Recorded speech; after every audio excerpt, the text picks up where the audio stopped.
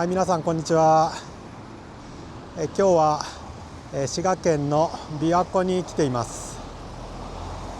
はい、こちらに見えているのが琵琶湖です。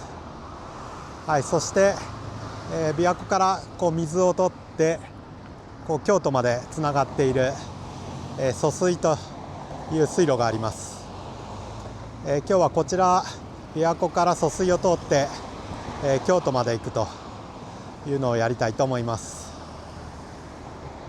はい、そしてこちらに疎水散歩という道標がありまして、ここが起点となっています。はい、0キロです。はい、ここから疎水沿いをずっと歩いていきまして、京都の方に向かいます。ちょうど今桜が満開の季節です。京都の方も疎水沿いは桜で有名ですので、そちらを見ながら行けたらいいかなと思います。はい、それでは行ってきます。疎水散歩は琵琶湖疎水沿いの散策コースで、2022年から23年にかけて全3コースが整備されました。大津鴨川コースは琵琶湖の疎水起点から山科蹴上を経て鴨川までの約 12.5 キロ、鴨川運河コースは鴨川に沿って流れる運河沿いを下り宇治川までの約 12.6 キロ、疎水分線コースは蹴上から哲学の道松ヶ崎を経て堀川通りまで約 9.7 キロです。コース沿いには道標や案内板が設置されており、途中には鉄道駅などもあるため、初めての方でも安心して歩くことができます。はい、ここの取水口の門を閉めると京都に水が行かなくなるということでしょうか。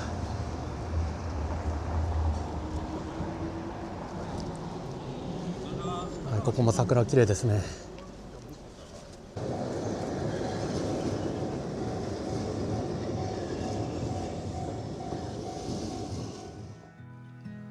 明治維新の後、都が東京に移り、京都は急速に活気を失っていきました。その再生をかけて計画されたのが琵琶湖疎水の建設です。当初の目的は水運の確保や産業用水の供給でしたが、工事の途中で水力発電を取り入れるという大きな方針転換が行われます。主任技師に抜擢された21歳の田辺作郎を中心に、設計から施工までを日本人の手で成し遂げた我が国初の本格的な近代土木事業でもありました。1885年に始まった工事は困難を極めましたが、約5年の歳月と延べ400万人を動員した末、ついに第一疎水が完成します。その後、蹴上では日本初の事業用水力発電所が稼働し、その電力は路面電車を走らせ、京都の近代化を大きく前進させました。疎水は人や物資を運ぶ重要な交通路としてにぎわいましたが、鉄道や道路の発達とともにその役割を終え、1951年通線事業は廃止されました。完成から130年以上経った今も、琵琶湖疎水は現役で稼働し続け、京都の水道や発電を支えています。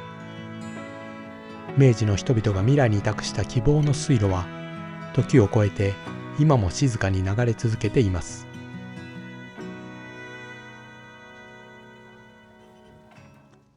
あちらに琵琶湖疎水線乗り場がありますね。ここから京都まで遊覧船に乗っていくことができます。乗ったことがないんですけど、一度乗ってみたいですね。こちらは桜がめちゃめちゃ綺麗。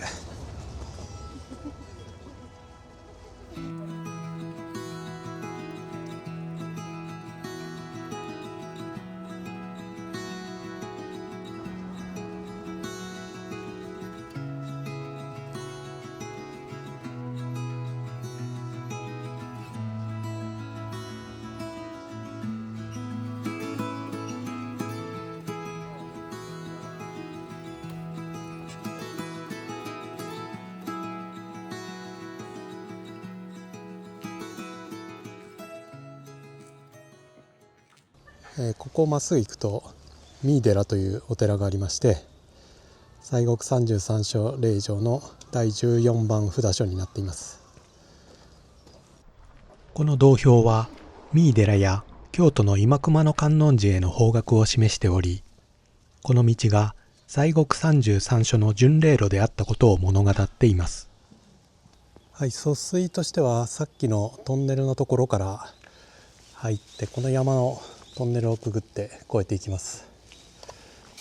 そして疎水散歩の道標2つ目、1キロがありました。ちょっと電柱の上の方にあるんで気づきづらいですけど、トンネルの中は通れないので、その上の小関峠という峠を通って、トンネルの出口まで行きます。はい、先ほどあったように三井寺から今熊野観音寺に行く巡礼路にもなっているので、ここら辺は古いお寺が多いですね。はい、この辺りから山の中に入ってきました。ずっと舗装路が続いてるんで歩きやすいんですけど、はい、結構坂道が急になってきました。はい、ここが小関峠でしょうか。休憩するところがあります。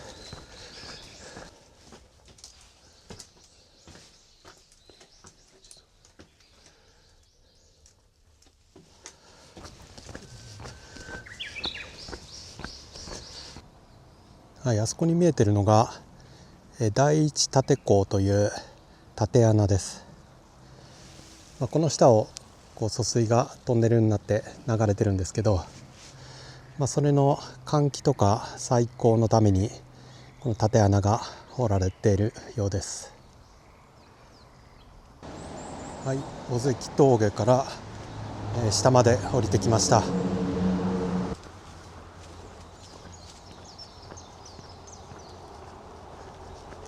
はい、こちらを右に曲がります。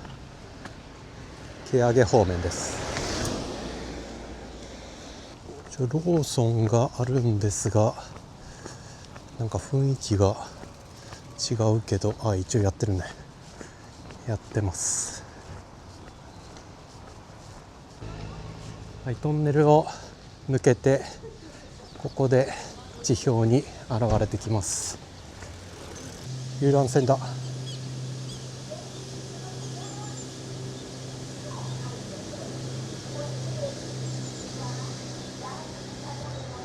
トンネルの上に書いてある文字ですけど、あれは明治時代の偉人が書いたものらしいです。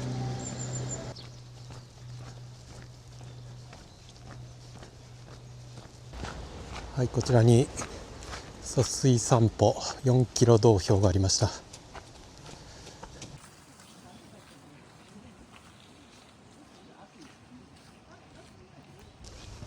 ここは今が満開ですね。めちゃめちゃ綺麗。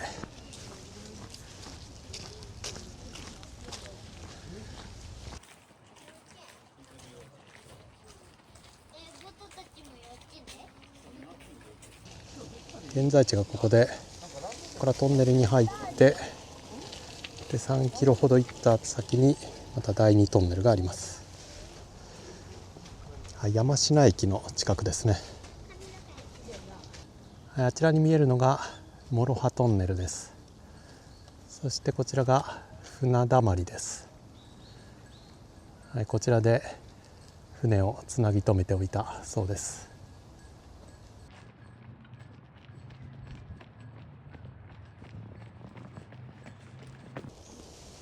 あそこに見えてるのが音羽山です。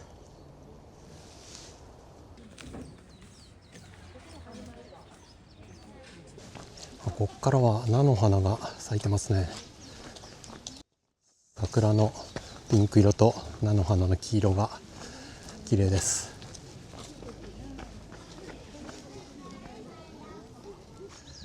はい、疎水散歩琵琶湖から6キロです。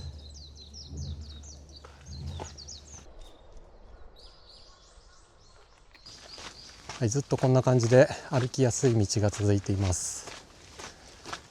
今日は気温もそんなに高くなくて、はい、非常に気持ちがいいです。はい、こちら側は天智天皇陵だそうです。天智天皇といえば大化の改新の中野大上の王子のことだと思うんですが、はい、そちらのお墓がここにあります。銅標発見。琵琶湖から 7.3 キロ、なぜか中途半端なキロ数ですけど、第2トンネルの入り口です。はい、この第2トンネルの入り口の上にある文字は井上馨が記号したものだそうです。はい、第2トンネルは短くて、はい、すぐ出てきました。こちらが第2トンネルの出口です。はい、この出口の上の文字は西郷重道が記号したものだそうです。西郷隆盛の弟ですね。はい、この辺りはもうだいぶ散り始めていますね。はい、そして琵琶湖から8キロ銅標ありました。こちらは山科の浄水場です。この橋は日本初の鉄筋コンクリート橋と、今も渡れるんだ。日本最初のコンクリート橋です。全然大丈夫ですね。はい、そしてこちらに見えるのが第3トンネルです。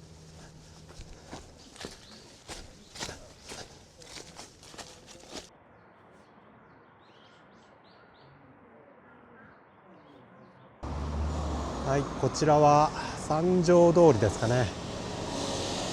はい、このまままっすぐ行くと蹴上に着きます。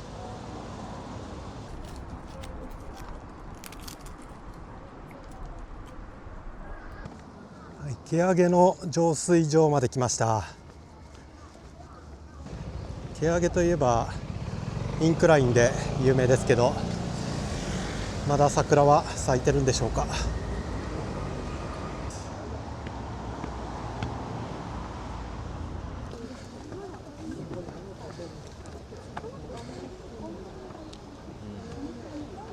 疎水の遊覧船の乗船口があります。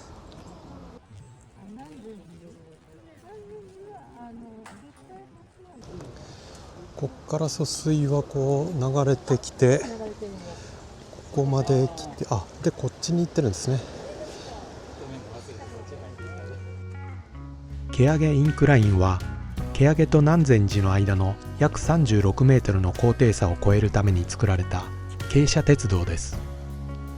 船を台車に乗せてケーブルカーのように斜面を移動させる仕組みで、荷を積み替えずに水路をつなげることができました。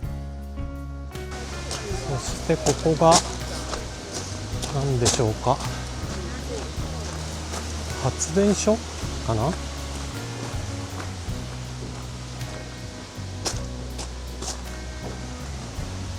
そうですね、水力発電所ですね。これがそうか。ここを水が通って下にタービンとかがあるんでしょうね。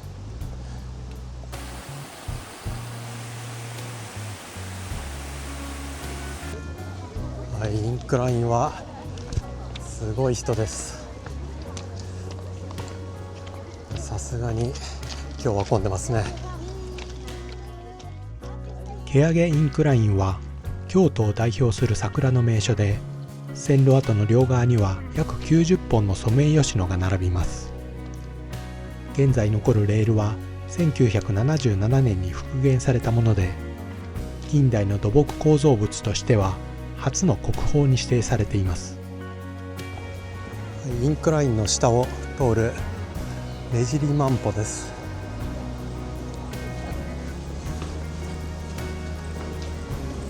レンガがねじれているように積まれています。はい、疎水散歩はここで疎水分線と鴨川の方面に分かれます。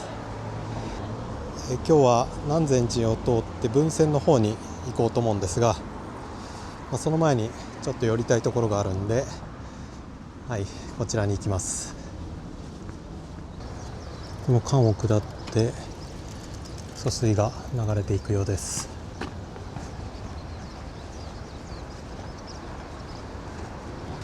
こちらの琵琶湖疎水記念館、こちらにやっていこうと思います。ここは来たことないですね。初めてです。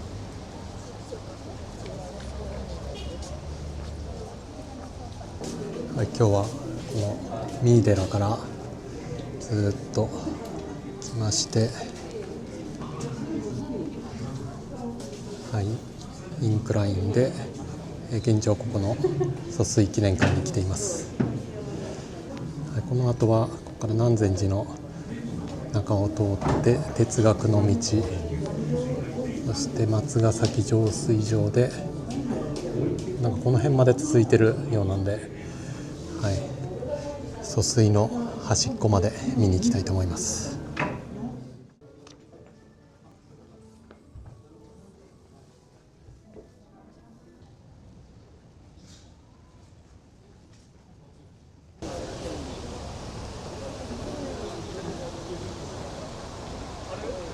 はい、それではまたインクライン沿いに戻りまして、南禅寺の方に向かいたいと思います。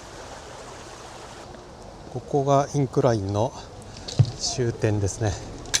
ここまで線路で船を運んできて、こちらの水路の方に、船を運ぶと。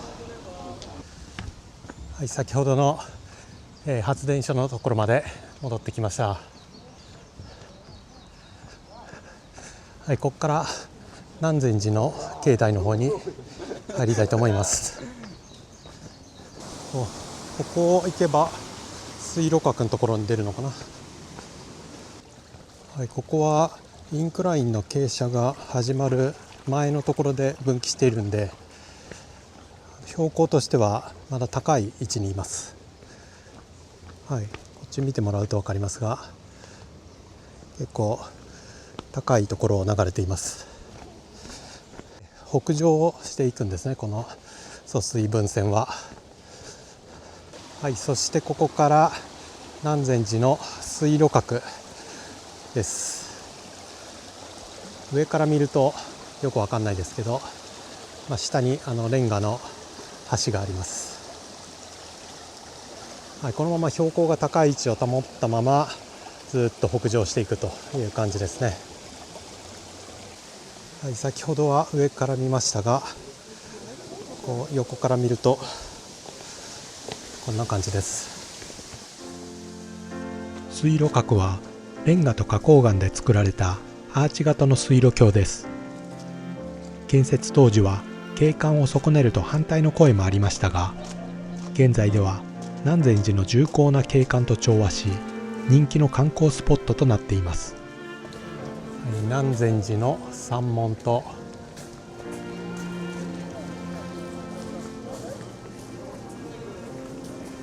本堂です。南禅寺の方はちょっと桜はもう終わりかけという感じですね。はい、久々に道標ありました。琵琶湖から11キロです。はい、永観堂です。疎水自体はこの永観堂の裏の山の中をトンネルで通っているみたいです。はい、脈王寺橋に着きました。ここからまた疎水が始まります。で、こちらにあるのが、脈王寺神社です。この脈王寺神社から銀閣寺までの疎水沿いの道を哲学の道と言います。はい、桜はもう結構終わりかけなんですけど、まだ人がいますね。では銀閣寺のところまで哲学の道を歩いていきたいと思います。哲学の道は疎水分線に沿って続く約2キロの散策路です。哲学者西田幾多郎が思索にふけりながら歩いたことからそう呼ばれるようになりました。はい、こう見ると分かりますが、やはり疎水はまだちょっと平地よりも高いところを通ってます。疎水分線は鴨川とは逆に南から北へと流れています。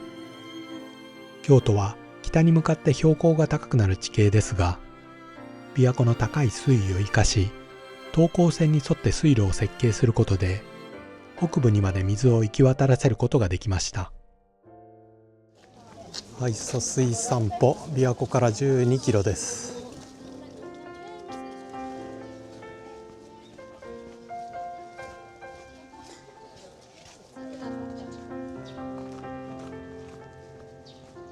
はい、銀閣寺のところまで来ました。銀閣寺もすごい人だ。はい、哲学の道としてはこれで終了です。はい、哲学の道が終わってもまだまだ人がたくさんいます。これすごいですね。疎水の水面を桜の花びらが覆っています。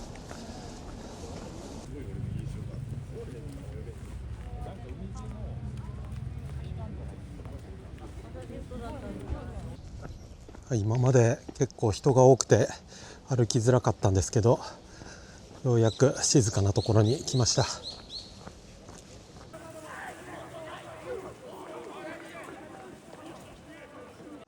はい、疎水散歩、琵琶湖から14キロです。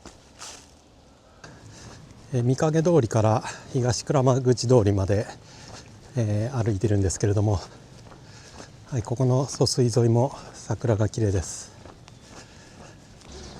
はい、実はこの疎水沿いに学生の頃住んでいまして、はい、それがあそこに見えているアパートです。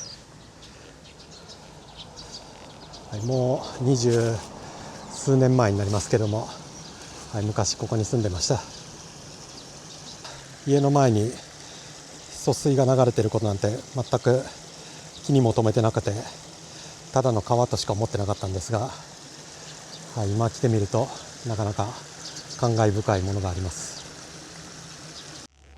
はい、北大路通りを越えまして、今方角でいうと北西の方向に進んでいます。はい、ここは東大路通りです。ラーメンのお店がいっぱいあることで有名な一乗寺がこの辺りになります。はい、ここから疎水はまた地下に潜ります。はい、すぐそこに高野川が流れているんですけども、高野川の下をくぐって向こう側に出るということです。川の下を疎水が流れてるんですね。高野川を渡るためにあそこの橋まで行きます。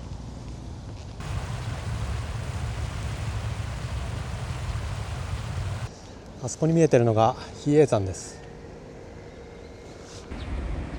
五山の送り火で有名な大文字があります。はい、先ほどの松ヶ崎浄水場ですが、このでっかいコンクリートの何でしょう、これはちょっと謎ですね。これ中に入れるのかどうかすらよくわからないですね。高野川の下をくぐってきた疎水はここから出てきます。そんなに水位としては地表面から下に行ってないんですけど、それであの川の下をくぐってこれるんですね。疎水開通当時はサイフォン方式によって高野川の下をくぐって流れていました。しかし昭和中期、高野川の河道拡張掘削工事に伴い撤去され、現在疎水の水は高野川へ放流されています。なお、松ヶ崎浄水場に送られる原水は渓下から別ルートで導かれており、高野川以西への疎水にはこの浄水場から放流された水が流れています。はい、下鴨本通りです。おそらくこの辺が北端になるんですかね。一番北の位置がこの辺りです。はい、ここでまた疎水は、地下の中に入っていきます。はい、疎水散歩琵琶湖から18キロの地点まで来ました。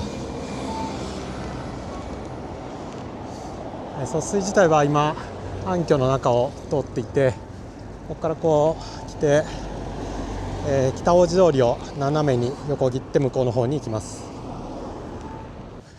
はい、ここで、鴨川に出ます。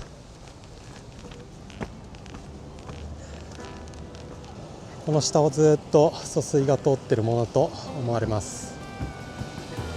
また鴨川を渡るためにあそこの橋ですね、あれ北大路の橋を渡っていきます。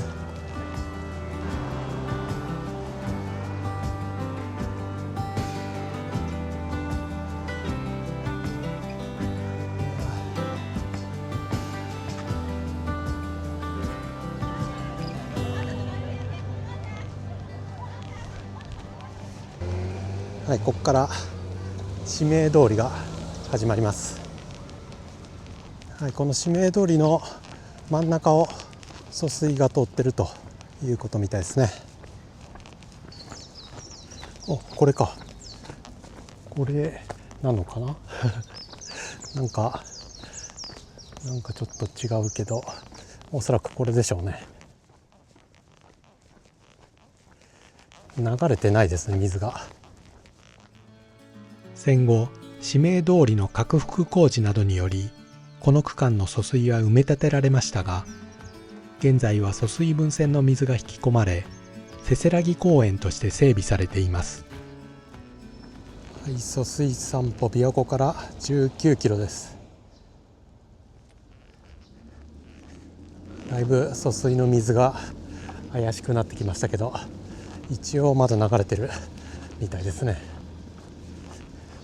真ん中の中央分離帯のところにあるんですけど、そこに今柵があって入れないようになってるんで、ちょっと近づけないんですけども、あそこに流れています。駐車場になってますね、こっち。ここが烏丸通りです。ここからまた地下を潜ってあっちに出ていきます。はい、ここからまた地下に入るんですが、その先は駐車場になってます。果たして向こうまでつながっているのかどうか。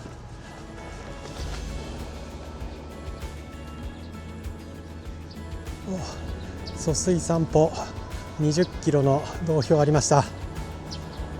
こちらです。で、ここが堀川市名です。堀川通りですね。ここで一応終了ということみたいです。これがそうなんかな。そうですね、多分ここから本当は水が流れてるんじゃないですかね。ここが一応終点ということみたいです。ということで、琵琶湖から20キロ歩きまして、ここ堀川市名が、琵琶湖疎水の終端ということになります。はい、琵琶湖疎水最後まで来ました。やりました。はい、ちょっともう最後の方は水が流れてるのかどうかよくわかんない状態で、これを疎水と言っていいのかという疑問もありましたが、一応ここが終端ということらしいです。京都市内入るまでは意外と近いなと思ったんですけど、そこからこうぐるっと京都市の北の方を回ってここまで来るということで、思った以上に疎水は長く続いてるんだなということが分かりました。はい、京都は京都一周トレイルが有名なんですけど、疎水散歩もなかなか歩き応えがあるいいコースでした。山道はなくてほとんどロードなんで、山道歩きたい人にはちょっと不向きなんですけど、ちょっと長い距離歩いてみたいなと思う人にはちょうどいいコースかなと思います。ということで今日の疎水散歩これで終了です。はい、お疲れさんでした。